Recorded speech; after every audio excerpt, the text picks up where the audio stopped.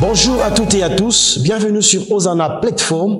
Nous sommes dans notre programme Instant de Restauration, des moments au cours desquels nous communiquons un message d'espoir, des moments au cours desquels nous communiquons des informations nécessaires pour nous permettre d'avancer avec le Seigneur. Nous sommes en train de poursuivre notre série « Comment éviter de sombrer dans la dépression ?» avec le serviteur de Dieu Boris Olondo, président de l'ONG Planète Eden, qui a commencé à nous édifier là-dessus. Aujourd'hui, nous avons en face de nous une réalité. Des personnes, quelquefois, dans l'apparence, qui pourraient être posées, mais quand on creuse dans leur vie, on se rend compte qu'il y a des situations difficiles que j'en traverse et quelquefois des personnes qui perdent l'espoir, qui perdent l'espérance. Comment se fait-il que quelqu'un qui a une situation stable va basculer d'un moment à l'autre dans un moment de dépression? Alors, très cher frère Boris Olondo, dites-nous concrètement, qu'en est-il exactement? Merci encore, pasteur. C'est un honneur toujours de répondre à ce thème, un thème central qui n'épargne personne parce que nous sommes tous potentiels de tomber dans la dépression au regard de ses caractéristiques. Si on cite par exemple le volet émotionnel, le volet financier, le volet relationnel, ce sont des facteurs qui peuvent entraîner une personne à la dépression. Ça prouve à suffisance que nul n'est à l'abri, nous sommes tous exposés à cette maladie psychosomatique. Il faut se dire que ça réagit de manière différente selon certaines personnes. Il y en a qui ont cette capacité de transcender cette situation. Malheureusement, il y en a qui sombrent pour certaines raisons que nous allons évoquer tout au long de ces échanges que nous aurons aujourd'hui. Je dirais par là que la différence est aussi due aux facteurs ou alors aux circonstances. Donc, on peut dire que tout le monde peut être confronté aux circonstances pouvant entraîner dans la dépression. Je dirais oui. Ça veut dire que les enfants de Dieu ne sont pas épargnés. En citant les enfants de Dieu, nous savons bien que Job a connu des moments dépressifs en tant qu'enfant de Dieu. Et je vais même plus loin en disant, avant qu'il tombe dans cet état dépressif, il y a eu une conversation entre l'ennemi et Dieu, disant que Job, il va connaître tel moment et Dieu a dit, je te permets, mais ne touche pas à sa vie. Ça veut dire qu'on peut être même serviteur de Dieu, fidèle à Dieu, parce que souvent on a assimilé des instants de défaillance, des instants de dépression, à un péché. Ça a été d'ailleurs la réaction des amis de Job lorsqu'ils sont venus lui rendre visite. Ils ont dit à Job, certainement, tu as eu à commettre des actes qui ont poussé à Dieu de te conduire vers cet état. Toujours est-il que c'est pas forcément les raisons fondamentales qui conduisent à la dépression. Donc, ça peut être parfois des éléments passés de notre vie que nous avons traînés depuis un certain âge, qu'on a vécu autour de nous, de la famille. Ça peut être des instants ou alors des événements actuels que nous vivons, des souffrances autour de nous. Voilà pourquoi ça agit différemment entre les uns et les autres. Pour revenir sur justement ce personnage de Job, ce personnage très atypique dans la parole de Dieu, et vous l'avez dit tout à l'heure que lorsqu'on voit l'histoire de Job, au début de sa vie, nous voyons Dieu qui va approuver, on va dire, et Dieu va mettre un sceau sur cet homme.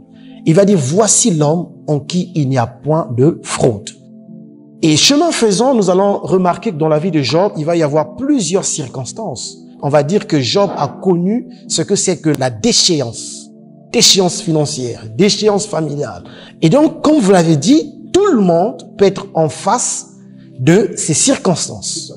Mais qu'est-ce qu'on peut retenir de façon brève sur la vie de Job? Alors, la particularité de Job, ça se dit aujourd'hui, c'est qu'il est resté fidèle à Dieu. Job est resté fidèle à Dieu, même lorsqu'il n'a pas eu le soutien de son environnement immédiat. Vous savez, notre environnement immédiat, pour ceux qui sont en couple, c'est notre partenaire, c'est notre conjoint. Mais dans le cas de Job, même celle-ci lui a dit, maudit Dieu et meurt. À ce moment, c'est beaucoup plus difficile de transcender et de lever la tête. Et la particularité, justement, pasteur de Job, c'est qu'il a tenu, malgré qu'il n'avait pas eu ce soutien. Il a dit à sa femme, je resterai fidèle à Dieu, et il est resté fidèle. À partir du chapitre 3, nous allons quand même être en face d'une personne qui va remettre en cause son jour de naissance. Et qui va dire à Dieu, je préfère mourir. Vous savez, je souris parce que ça me prouve à suffisance toute la bonté de Dieu. Dieu, il est beaucoup plus attiré vers la sincérité de l'homme. Et lorsque vous lisez ce passage évoqué, dans Job 3, justement, il dit, je préfère mourir. Il présentait là sa préférence à lui. Il ne disait pas, tue-moi. Il dit, je préfère mourir. Donc, il présentait à Dieu son incapacité de supporter cette douleur. C'est comme le Seigneur Jésus a dit, lorsqu'il était dans le jardin de Gethsémane, si tu pouvais éloigner cette coupe de moi. C'était un peu la même phrase que Job était en train de ressortir à ce moment-là. Et Job est resté justement dans cet état d'esprit. Il a dit, si ça ne répondait qu'à moi, je préférerais mourir, mais que ta volonté se fasse. Et il a tenu, il est resté jusqu'à la fin de ces instants dépressifs énormes. Et donc on va dire que Job, malgré les événements, Job a gardé la foi. Job est resté fidèle. Il est resté fidèle. Alors, très cher frère Boris, j'aimerais que vous puissiez vous adresser aux personnes, pas forcément qui traversent les mêmes situations ou la même situation comme Job, mais nous avons des personnes qui nous suivent, qui certainement vivent des moments accablants. Que pouvez-vous dire à de telles personnes, à l'instar de Job? Alors, à l'instar de Job, je vais vous conseiller de lire l'histoire de Job de fond en comble pour comprendre exactement comment est-ce que Job a transcendé une telle histoire. Mais pour encourager une personne, je veux te dire tout de suite qu'à la fin du livre de Job, qu'on présente souvent comme un personnage dépressif de la parole de Dieu, mais à la fin, Job est présenté comme une personne remplie de bonheur. La Bible déclare qu'il a vécu, il a été rassasié des longs jours. Et Dieu lui a restitué ce qu'il avait perdu, déjà une famille, et une famille qui l'a accompagné jusqu'à ces longs jours. C'est pour dire à quelqu'un, c'est pour dire à un frère, à une sœur qui nous suit, le Seigneur est fidèle. Lorsque Dieu permet que quelque chose arrive dans la vie de ses enfants, c'est à titre pédagogique. Il veut d'abord t'enseigner et affermir ta foi, et il veut aussi que cette histoire puisse servir d'exemple à d'autres demain qui passeront par la même situation. Aujourd'hui, on cite Job chaque fois que nous sommes tous dans une situation de déchéance, et la vie de Job nous sert d'exemple. Et lorsqu'on voit comment est-ce que Job a fini sa vie dans les beaux jours, ça nous sert alors d'éléments qui nous fortifient davantage. Donc je veux te dire à mon frère, sois fortifié. Dieu est fidèle. Ce que tu traverses, c'est pour la gloire de Dieu. S'il a permis, il te sortira victorieux parce qu'il est fidèle. Que Dieu te bénisse. Alors mon frère, il est dit dans la parole de Dieu, Dieu est le maître des temps et des circonstances. Amen. Et vous avez dit tout à l'heure que tout ce que Dieu permet, il le permet pour un but. Amen. Il y a des situations qui arrivent aussi parce qu'il y a eu un facteur déclencheur. Tout à fait. Vous voyez? Oui. Donc qu'est-ce qu'on peut dire par rapport à toutes ces personnes-là, du point de vue de leur marche avec Dieu, D'accord. du point de vue de leur avenir? Alors, la dépression nous appelle au renouveau. Il est important de garder cela à l'esprit. Les instants dépressifs peuvent être des instants de remise en cause de soi. Des instants où nous allons passer le temps à revoir notre nous-mêmes. Et il est important de noter que dans le cas du roi David, David a écrit les plus grandes parties des psaumes pendant qu'il traversait des instants de dépression. Lorsque tout allait bien, il était très rare dans ses rendez-vous avec le Seigneur. Mais lorsque le Seigneur a permis que la dépression vienne dans sa vie, il a écrit les plus grands psaumes qu'aujourd'hui font la grâce du ministère et la grâce de tous les enfants de Dieu. Pour dire que lorsque Dieu permet les temps de retranchement, lorsque Dieu permet les temps de dépression, ce sont aussi les temps où Dieu puise ce qu'il a mis en vous. C'est pour cette raison que lorsqu'il sort le peuple d'Israël d'Égypte, il ne leur envoie pas tout de suite à la terre promise, il leur fait faire un détour vers le chemin du désert.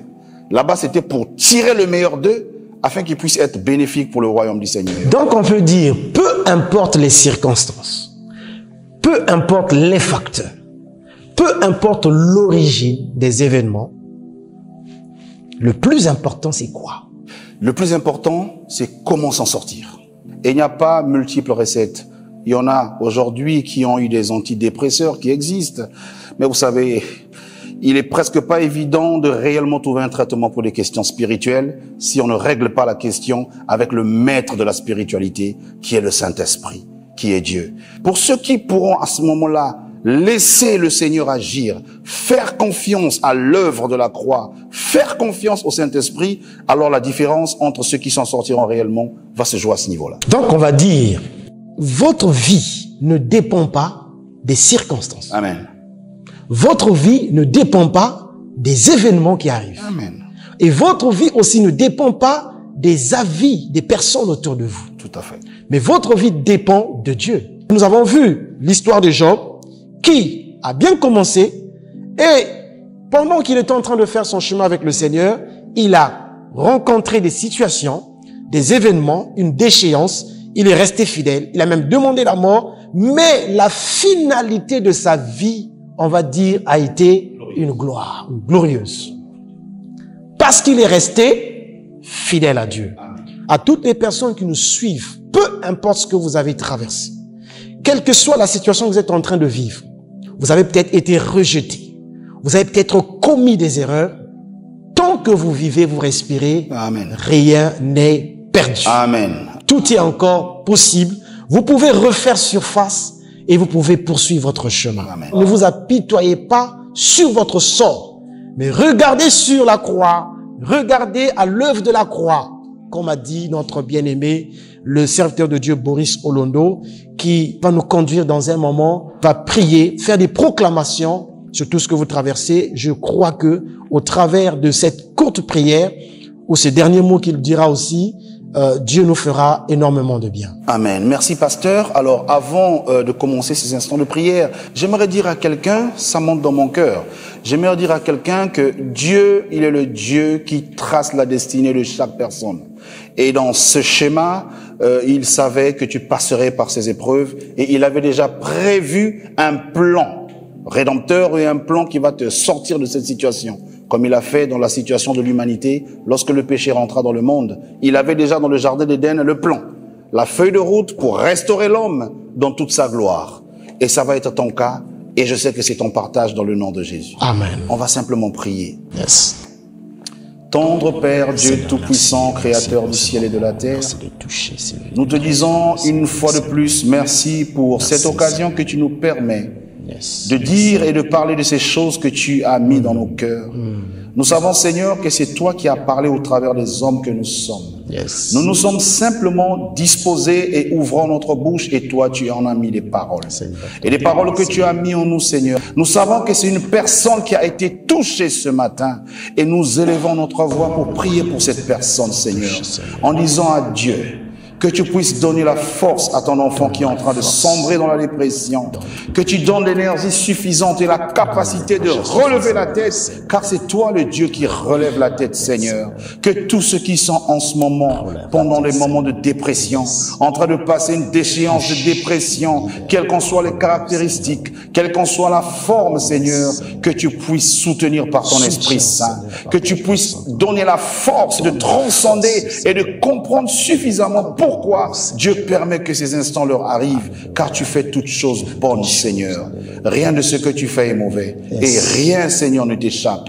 Si tu as permis que cela soit le partage de ma sœur, si tu as permis que cela soit le partage de mon frère, c'est parce qu'au travers de cette épreuve, tu veux l'enseigner quelque chose. Tu veux fortifier sa foi et tu veux affermir sa vie chrétienne. Nous te bénissons simplement pour ces moments et nous te rendons toute la gloire pour nos vies. Dans le nom de Jésus, ainsi nous avons prié. Amen. Alors, nous venons d'être édifiés au travers de cet échange, de ces moments d'exhortation. Amen. Très cher Boris, nous pouvons donc conclure que dans le parcours, tout le monde peut rencontrer ou traverser des moments difficiles. Amen. Mais c'est notre réaction qui compte et nous devons être conscients déjà du fait que c'est Dieu qui est le maître des temps et des circonstances. Quel que soit ce que vous vivez, quel que soit ce que vous traversez, gardez la foi, restez fidèles à Dieu et que les avis autour de vous ne vous influencent pas négativement surtout. Vous devez donc avoir le regard tourné vers le Seigneur. C'est le message que nous venons de recevoir au travers de cet entretien, de ce partage. Rien n'est terminé, tout est encore possible. Le prochain numéro, nous reviendrons sur certains aspects, nous parlerons de l'impact de l'environnement sur notre vie. Amen. Ou sur des décisions que nous pouvons prendre face aux circonstances ou aux situations qui se présenteront devant nous. Amen. Que Dieu vous bénisse.